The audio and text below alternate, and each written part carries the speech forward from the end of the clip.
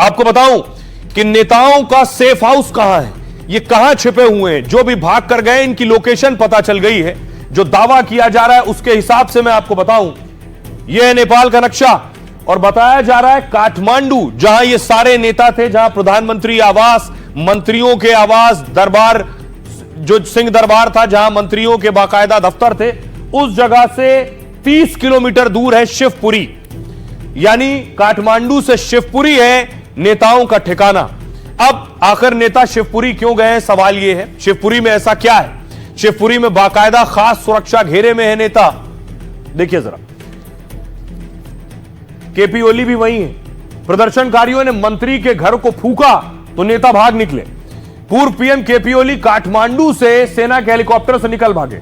शुरू में उनके दुबई और किसी और देश जाने की खबरें थीं, लेकिन अब पता चला काठमांडू से लगभग 30 किलोमीटर दूर शिवपुरी में केपी ओली भी। नेपाल के शिवपुरी में आर्मी कमांड सेंटर यानी बड़ा सैन्य छावनी है और इस आर्मी कमांड सेंटर में चप्पे चप्पे पर सुरक्षा बल तैनात है। सेफ हाउस के हर गेट पर पुलिस वालों की तैनाती दोगुनी कर दी गई। ओली ने खुद चिट्ठी लिखकर कहा, मैं शिवपुरी में सेना के कैंप में हूं, मैं पूरी तरह से सुरक्षित हूं, नेपाल के लोगों को याद कर रहा हूं। पुष्प कमल दहल को भी शिवपुरी में सेफ हाउस में रखा गया। पूर्व पीएम जो है, पूर्व पीएम झालानाथ ने भी कहा कि वो सेना की बैरक में सुरक्षित हैं। 2 दिन पहले प्रदर्शनकारियों ने झालानाथ और उनकी पत्नी पर हमला किया। खबर तो यह थी कि झालानाथ की पत्नी की मौत हो गई और अब पता चला कि झालानाथ की पत्नी जिंदा है, उनका इलाज चल रहा है। नेपाल के कई और बड़े मंत्री इस वक्त सेना के कैंप शिवपुरी में हैं और सेना के 6-7 मंत्रियों और मेयर ने भारत में शरण लिए, यह भी बताया जा रहा। मंत्रियों के साथ कई मेयर, सभासद और अधिकारी मौजूद हैं। नेपाल बॉर्डर से सटे यूपी और बिहार में इनके रिश्तेदार हैं। जैसे ही नेपाल में आग लगी, उन्होंने अपनी जान खतरे में पाई, तुरंत अपने रिश्तेदारों से संपर्क किया और बॉर्डर पर जान का हवाला दिया, पनाह मांगी। इसके बाद करीब 20 नेता और अधिकारियों के भारत में पनाह लेने की खबर है। अब आपको बताऊं, नेता तो भाग गए, छिप भी गए, लेकिन जेल भी टूट रहे हैं। जेल से कैदी भाग रहे हैं। तस्वीर देखिए सर, नेपाल की जेल टूट गई, कैदी भागे हैं, सैकड़ों कैदी भाग गए हैं, संख्या हजारों में बताई जा रही है।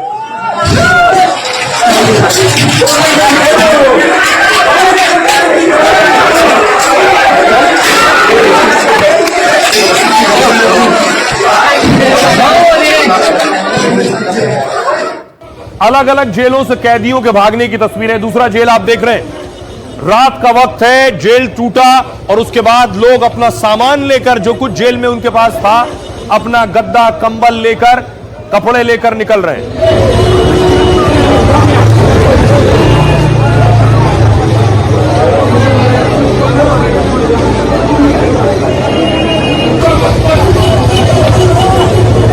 उसके अलावा देखिए, कुछ भाग रहे थे जिन्हें आर्मी ने रोका है, सामान लेकर जा रहे थे, हवाई फायरिंग की है पीछे ढकेलने के लिए।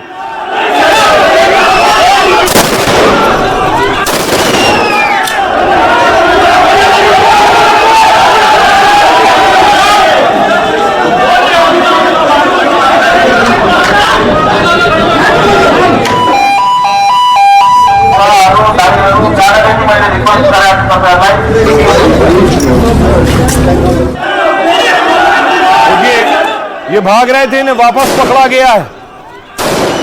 इसके अलावा कुछ भागकर भारत में घुसने की फिराक में थे।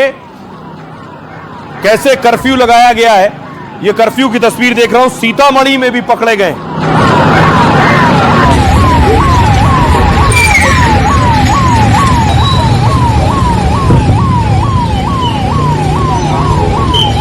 अगली तस्वीर मैं आपको दिखाऊं, उसके बाद ये तस्वीर आप देख रहे हैं सीतामढ़ी की।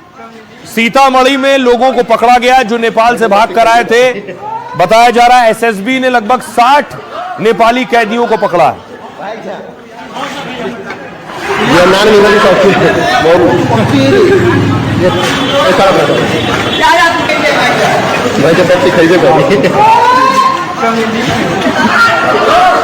भाई आपको बताऊं कि कितने कैदी अब तक फरार हो चुके हैं। नेपाल की जेल खाली हो गई, कैदी बड़े बड़े खतरनाक कैदी, और उसमें कुछ पॉलिटिकल लीडर्स भी थे जो जेल में थे, वो भी फरार हो गए। देखिए जरा, जेल टूटा और उसके बाद कैदियों ने भागना शुरू किया। ऐसे नेपाल में आग लगी तो इसका सबसे ज्यादा फायदा कैदियों ने उठाया है।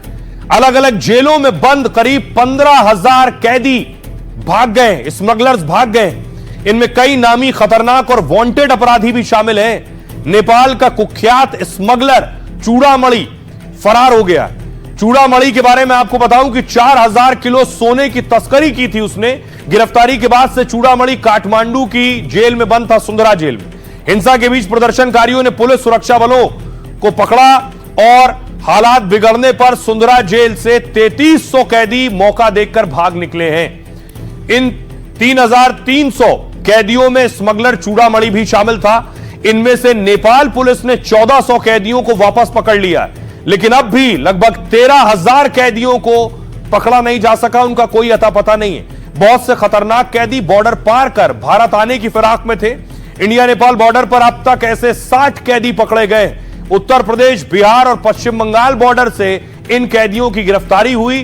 फरार कैदियों को लेकर इंडिया नेपाल बॉर्डर पर हाई अलर्ट है इस वक्त। यह है स्थिति। लेकिन सोचिए जरा, इस वक्त हालात क्या है? आप सोचिए एक मुल्क में क्या मंजर होगा इस वक्त। हालत यह है, जो आम आदमी जिसने कुछ नहीं किया, बेकसूर है, वो परेशान है। जैसे तस्वीर में आपको दिखाऊं, लोग रो रहे हैं। एयरपोर्ट की तस्वीर देख रहे हैं, लोग फंसे हुए हैं, फ्लाइट्स कैंसिल हैं, लोगों के पास कोई और विकल्प नहीं है।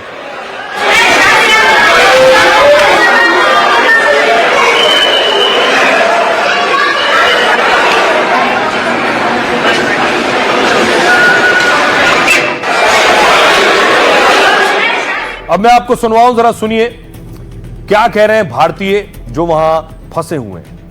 हिल्टन होटल के आसपास बहुत ज़्यादा मॉब हो गया, किसी की आपस में फाइट हो गई, तो हमें जल्दी से अंदर मैरियट में भेजा गया। तो हम लोगों को पता चला कि हिल्टन में आग लग गया। फिर हम लोग और घबरा गए कि सब लोग एक पैनिक हो गए कि किधर जाएंगे अभी से। सब लोग रो रहे कि कैसे भी करके वापस आ जाओ, कैसे भी करके आ जाओ। सभी मॉब रोड पे खड़ा था तो वो गाड़ी रोका लिया, नीचे खींच लिया और गाड़ी की तोड़फोड़ पूरा डैमेज कर दिया। जो डॉक्यूमेंट, पैसा, जो मनी था हमारा, वो गाड़ी में जल गया पूरा। महाराष्ट्र एकनाथ शिंदे जी है, वापस लाने के लिए वो संपर्क कर रहे, वो हमको मदद। जगह जगह जो है गाड़ी फूका जा रहा था, हल्ला हो रहा था। 5 स्टार होटल था, कोई नेता का था, उसमें जो है सो आग लगा हुआ था। लोअर कोर्ट को भी जला दिया गया। हमने देखे वो क्रॉस कर रहे थे ना, तो सिविल कोर्ट जल रही थी। आपको कैंसर हुआ है? हाँ। आप नेपाल के रहने वाले? हाँ, नेपाल के। तो अभी कहाँ जाना चाहते हैं? लखनऊ पीजीआई हॉस्पिटल में। वहाँ अपॉइंटमेंट हो गया है? हाँ। ये चाह रही हैं कि नेपाली गाड़ी थोड़ी आगे तक जाए, आपको वहाँ बैठा के टैक्सी तक छोड़ दे और फिर आप आगे चले जाएं। तो आपको पर्सनली आपको जाने दे रहा है जी। आप नेपाल की ही रहने हाँ हाँ। वाले? यहाँ कैसे फंस गई? यहाँ हम लोग टूर में गए थे भ्रमण में, उसलिए फंस गए। अब सवाल यह है कि नेपाल के हालात संभलेंगे कैसे?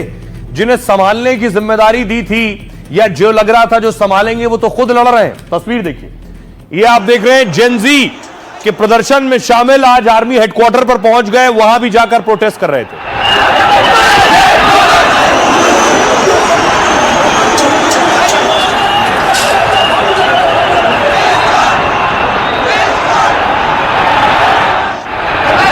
इतना ही नहीं, जेनजी खुद आपस में भिड़ गए, एक दूसरे के साथ मारपीट करने लगे, लात घूंसे चलने शुरू हो गई।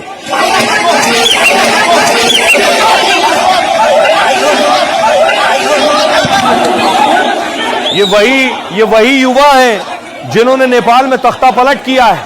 अब आपस में लड़ रहे हैं। एक गुट कह रहा है हमारा पीएम होगा, दूसरा गुट कह रहा है हमारा पीएम होगा।